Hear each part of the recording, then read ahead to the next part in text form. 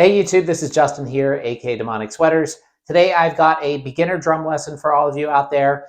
And just to give you some background on me, I've been teaching drums full-time for about 5 years now. I've been playing drums for much longer and teaching off and on for much longer as well. But I teach a lot of very young students, and the ages range from about, well, I think my youngest one right now is 5 years old, all the way up to early 20s or sometimes a little bit older. But anyway, I notice things having taught many people now, or many kids and many students. I notice a lot of commonalities with new students of common mistakes that they make that I think need to be addressed. And I think if you just handle these right away, you're going to have much more success in learning the drums. So one of the most common problems that I see in new students is not keeping your foot on the pedal when you play the drums. So what I mean by that is a lot of times you'll see a student going like this, basically lifting their foot way up in the air and then coming back down when they're making contact with the bass drum. And the reason why this is bad, well, there's a lot of reasons. The number one reason is there's no way to play on time if you're doing this, because all of that space equals time. So the time that it takes you to get your foot from up in the air down to the pedal and then make contact with the bass drum head is going to make you sound off time no matter what you do. Number two, you really don't have control doing this. The bass drum pedal is going to bounce around a lot. A lot of times you'll find it hitting you on the foot or on the shin, and it just causes a lot of problems, and you're just not going to have control unless you keep your foot on the pedal when you play. And I recommend keeping your toe not too far up. And that's another big problem that I see a lot, is a lot of students put their foot all the way up in between these two posts. See if you can see that on the pedal. We don't want to do that either, because if you do that, you're going to make contact your toe with the chain. If you're wearing shoes, maybe you can't even feel it, but this isn't good as well. You're not going to have good control if your foot is too far up, and you also don't want to have it too far back. Now, there are some techniques where metal drummers especially will use their toe very far back on the pedal to do some double bass stuff. And sometimes this can be useful in those type of techniques, but for the most common technique, basically what you would want to do is have your toe probably about an inch away from the two support posts on the pedal. So basically right up in where the pedal starts to get narrow again, you're going to not move your toes past that point. And then also the most common technique, and what I believe to be the best technique for the bass drum pedal, is keeping your heel up when you play. So what you want to do is actually use your hip, your knee, and your ankle and your toes all in a combination to push the pedal down like this.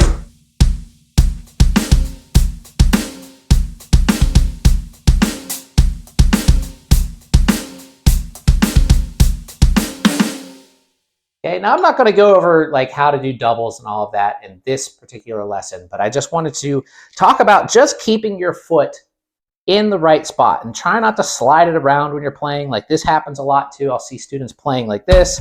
They'll move their foot over to one side. It'll go up, it'll go down. It's like dancing around on the pedal. We don't want to dance.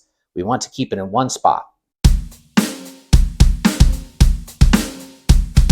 And don't lift it off the pedal as well. You're going to get the best technique that way, as well as the best response time, and your timing will sound the best if you keep it on the pedal. Think about it like this. What if you were, every time you're hitting a drum, you're like letting go of the stick and then grabbing it again? You're not going to really do very well if you try to do that. So anyway, that's enough with the bass drum pedal talk right now. The second most common thing that I see with new drummers is basically playing too stiff. And this comes down to not letting the stick do what it will do naturally. And what I mean by that, like say if you're playing on the hi-hat, and you can't really see my hi-hat too well from this angle, but we want the stick to be able to rebound. I'll do it on the tom. So we want the stick to be able to rebound and come up in the air after you hit. Now, the way that you're going to get the best response from your drumstick is to make sure that you have your grip good. And the way to have a good grip is basically know where your pivot point is. The pivot point of the drumstick is going to be in between your thumb and your index finger. The index finger should be wrapped around the stick like this, and the thumb should be right on the other side. We don't want to do this. We don't want to point. And I talk to my students a lot about this. What happens when you start to point like this? And I see even some pretty well-known drummers making this mistake, especially on the snare drum. But what happens is your stick becomes rigid, and it can no longer rebound the way that it should. So what we want is the stick to be able to rebound when you hit. And there's two parts to this. The first part is the grip that I was talking about. The second part is these three fingers, I call these the back fingers, need to stay on the stick. We don't do this. Don't stick your pinky out. You're not drinking tea. You want to keep your fingers on the stick, but these fingers need to be flexible. So when you are going up, the weight of the stick, like moving your sticks up, the weight of the stick will pull those back fingers out. So if we go like that, if you just do this little experiment, go like this, see how the butt of the stick, the butt end of the stick is lifting my fingers out. I'm letting that happen. I'm not going like this. I'm not keeping a tight grip back there, but I'm also not like this. If you do that, you have no control. Those back fingers, when you come up, and that's the gravity of the stick, pulls those fingers up. When you come back down, if you gently pull those back three fingers in, you will get a nice whipping motion with the drumsticks, and they will bounce just perfectly off of the drums every time.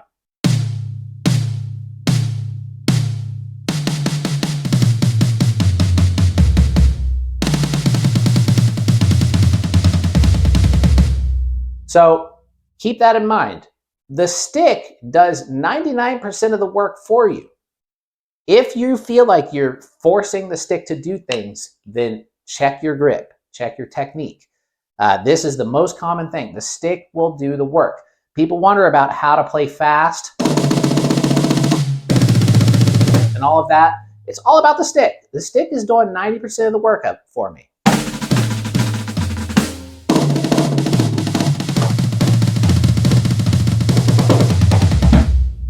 Now, there are different types of stick technique. There's things called German grip, which is more of a flat grip like this. There's also French grip, where people hold the stick more like this. They use their fingers more. But what I am teaching here is largely referred to as American grip, and it's kind of a combination between the two.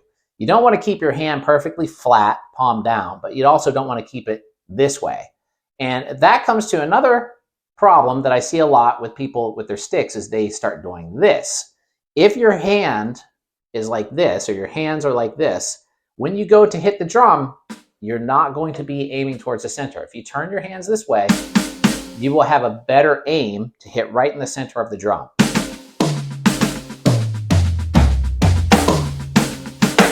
So make sure that your grip is good and that you're positioning your hands in such a way where the tip of the stick is going towards the center of the drum.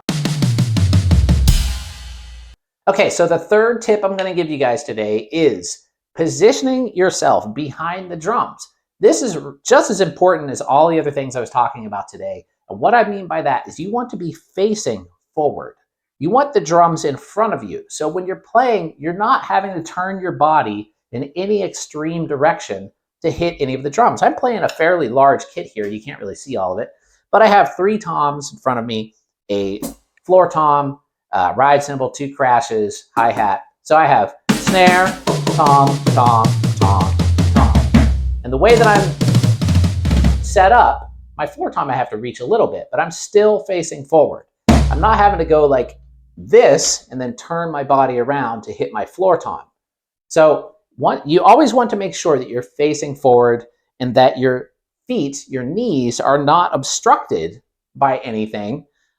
Like the snare drum, like if your snare drum's too far over, maybe this leg will become in a strange position and you won't get a perfectly straight down attack on that bass drum pedal. So make sure that you're facing forward, you have your grip good, you're keeping your foot on the pedal, and you're staying relaxed.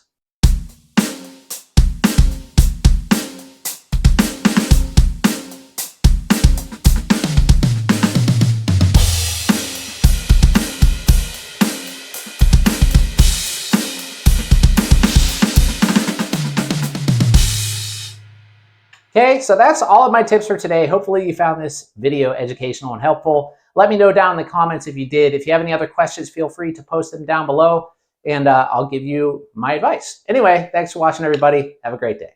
Later.